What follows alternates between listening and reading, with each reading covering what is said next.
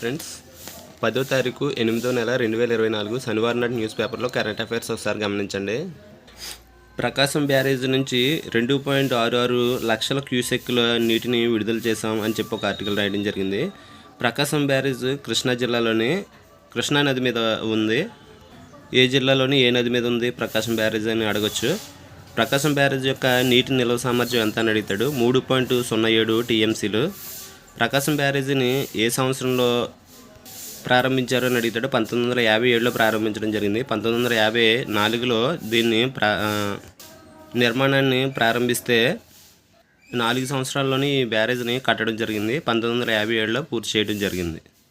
బ్రెజిల్లో కుప్పకూలిన విమానం 62 మంది దుర్మరణం అని చెప్పి ఒక ఆర్టికల్ రాయడం జరిగింది. బ్రెజిల్లోని సౌ పాలోలో ఘోర దుర్ఘటన చోటు చేసుకుంది. బ్రెజిల్లోని ఎక్కడ జరిగింది అని అడిగితే సౌ పాలో నగరం దగ్గర ఇది జరిగింది. ఈ ప్రమాదంలో 62 మంది చనిపోవడం జరిగింది. ఏ విమానయాన సంస్థకు చెందినటువంటి విమానం అని అంటే ఓపాస్ విమానయాన సంస్థకు చెందినటువంటి విమానం ఇది. ఇందులో సావో పాలో అంతర్జాతీయ విమానాశ్రయం ఏ దేశంలో ఉంది అని అడుగుతాడు. సావో పాలో అంతర్జాతీయ విమానాశ్రయం బ్రెజిల్లో ఉంది. ఎయిర్పోర్ట్ పేరు గుర్తుపెట్టుకోండి. భారతీయ వాయుయాన్ విధేయక్ బిల్లుకు లోక్సభ ఆమోదం అని చెప్పి ఒక ఆర్టికల్ రాయడం జరిగింది.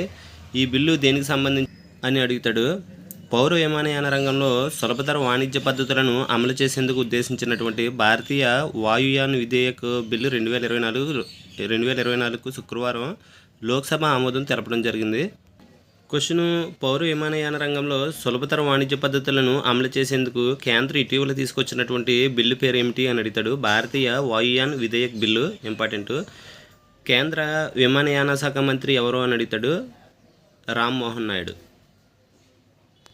ఆంధ్రప్రదేశ్ హైకోర్టులో ప్రజెంట్ దుర్గాప్రసాద్ రావు ఘన వీడుకోలు అని చెప్పి ఒక ఆర్టికల్ రాయడం జరిగింది. ఆంధ్రప్రదేశ్ హైకోర్టు న్యాయమూర్తి పదవీ విరమణ చేయడం జరిగింది. ప్రజెంట్ ఆంధ్రప్రదేశ్ హైకోర్టు ప్రధాన న్యాయమూర్తి పేరు ఏమిటి అని అంటే జస్టిస్ ధీరజ్ సింగ్ ఠాకూర్.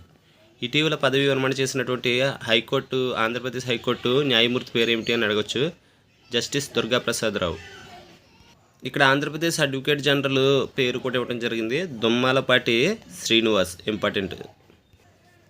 ఎస్సీ ఎస్టీల రిజర్వేషన్లకు సంపన్న శ్రేణిని వర్తింపజేయం అని చెప్పి ఒక ఆర్టికల్ రాయడం జరిగింది. ఇటీవల కాలంలో ఎస్సీల వర్గీకరణ ఆయా రాష్ట్రాలకు అధికారం కల్పిస్తూ సుప్రీంకోర్టు తీర్పు ఇవ్వడం జరిగింది. ఆ తీర్పు ఏ రోజు ఇవ్వడం జరిగింది అని అడిగితే రిజర్వేషన్ల విషయంలో సుప్రీంకోర్టు ఈ నెల 1 అంటే ఆగస్టు 1వ తారీఖున తీర్పుని ఇవ్వడం జరిగింది. ఈ తీర్పు ఎంత మెజారిటీతో ఇవ్వడం జరిగిందంటే 7 సభ్యుల ధర్మాసనం 6-1 తేడాతో తీర్పు ఇవ్వడం జరిగింది. ఎస్సీ వర్గీకరణ ఆయా రాష్ట్రాలకి అధికారం కల్పిస్తూ. ఇందులో ప్రధానమంత్రి ఆవాస్ యోజన కింద గ్రామీణ ప్రాంతాల్లో 2 కోట్లు, పట్టణ ప్రాంతాల్లో 1 కోటి ఇళ్ల నిర్మాణానికి కేంద్ర కేబినెట్ ఆమోదముద్ర వేయడం జరిగింది. గుర్తుపెట్టుకోండి.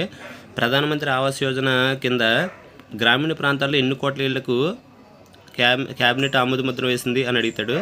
2 కోట్లు. పట్టణ ప్రాంతాల్లో ఎన్ని కోట్లు అంటే 1 కోటి. మొత్తం 3 కోట్లు ఈ పథకం కింద. ఏపీలో మామిడి బోర్డు ఏర్పాటు చేయండి అని చెప్పి కేంద్ర మంత్రిని ఆంధ్రప్రదేశ్ ఎంపీలు కోరటం జరిగింది.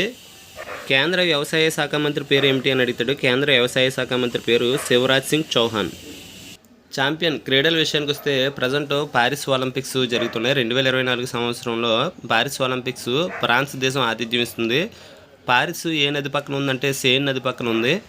ఈ ఒలింపిక్స్లో భారతదేశం నుంచి ఎంతమంది క్రీడాకారులు పాల్గొంటున్నారంటే 117 మంది క్రీడాకారులు పాల్గొంటున్నారు. ఇందులో భాగంగా నిన్న జరిగినటువంటి క్రీడల్లో అమన్కి రెజ్లింగ్లో కాశీ పథకం రావడం జరిగింది. గుర్తుపెట్టుకోండి. ఇంపార్టెంట్. భారత్ ఖాతాలో 6వ పథకం ఇది. ఇక్కడ చూడండి. పారిస్లో భారత్ ఖాతాలో 6వ పథకం. 21 ఏళ్ల అండర్-23 ప్రపంచ ఛాంపియన్ ఒమన్ సెహ్రావత్ శుక్రవారం కాశీ పథకం సాధించాడు. 57 కిలోల కంచు పథక పోరులో అతడు 13-5తో దరియన్ టోయ్క్రజ్ ప్యూర్టోరికా దేశానికి చెందినవాడు అతన్ని ఓడించడం జరిగింది. గుర్తుపెట్టుకోండి. ఎవరి మీద నెగ్గారు అని చెప్పి క్వశ్చన్ అడగడానికి ఉంటుంది. ఏ మెడల్ వచ్చిందని చెప్పి ఈజీగా అడగడం క్వశ్చన్. ఎవరి మీద నెగ్గి కాశీ పథకం, రజత పథకాన్ని నెగ్గడం జరిగింది అని క్వశ్చన్స్ అడుగుతాడు. గుర్తుపెట్టుకోండి. ఇంపార్టెంట్. ఎన్ని కిలోల విభాగంలో కంచు పథకాన్ని సాధించడం జరిగింది అని కూడా అడుగుతాడు. క్వశ్చన్ టఫ్గానే అడగడానికి ఛాన్స్ ఉంటుంది. లేకపోతే ఇటీవల నిర్వహించినటువంటి పారిస్ ఒలింపిక్స్లో 57 కిలోల విభాగంలో రెజ్లింగ్లో కాంస్య పథకాన్ని నెగ్గినటువంటి క్రీడాకారుడి పేరు ఏమిటి అని అడుగుతాడు. అమన్ సెహ్రావత్.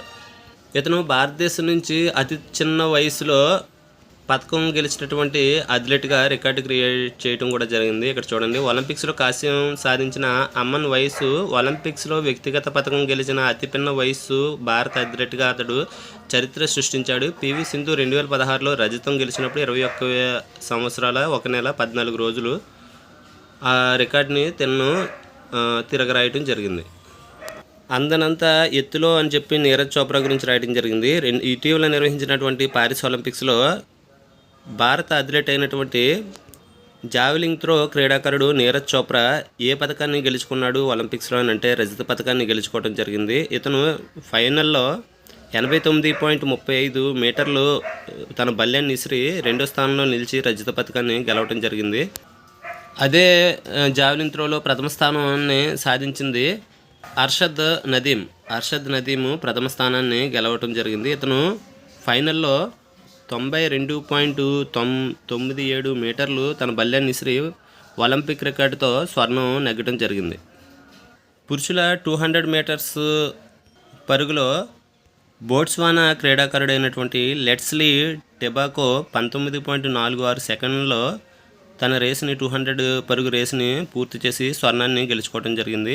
సెకండ్ ప్లేస్లో బెడ్నారెక్ 19.62 సెకండ్లతో రజత పథకాన్ని, లైన్స్ 19.70 సెకండ్లతో కాంస్య పథకాన్ని నెగ్గడం జరిగింది. పురుషుల 100 మీటర్స్ పరుగులో ప్రథమ స్థానంలో నిలిచి స్వర్ణ పథకాన్ని నెగ్గింది నోవా లైన్స్. గుర్తుపెట్టుకోండి, 200 మీటర్స్ పరుగు ఫైనల్స్లో స్వర్ణాన్ని నెగ్గింది లెట్స్లీ టెబాకో. మారథాన్ స్విమ్మింగ్లో రసౌస్కీకి స్వర్ణం అని చెప్పి ఒక ఆర్టికల్ రాయడం జరిగింది. సెన్ నదిలో జరిగినటువంటి పురుషుల 10 కిలోమీటర్ల మారథాన్ స్విమ్మింగ్ రేసులో రసౌస్కీ 1 గంట 50 నిమిషాల 52 సెకండ్ల 7 మిల్లీ సెకండ్లో టైమింగ్తో ఆ రేసును పూర్తి చేసి స్వర్ణ పథకాన్ని గెలవడం జరిగింది.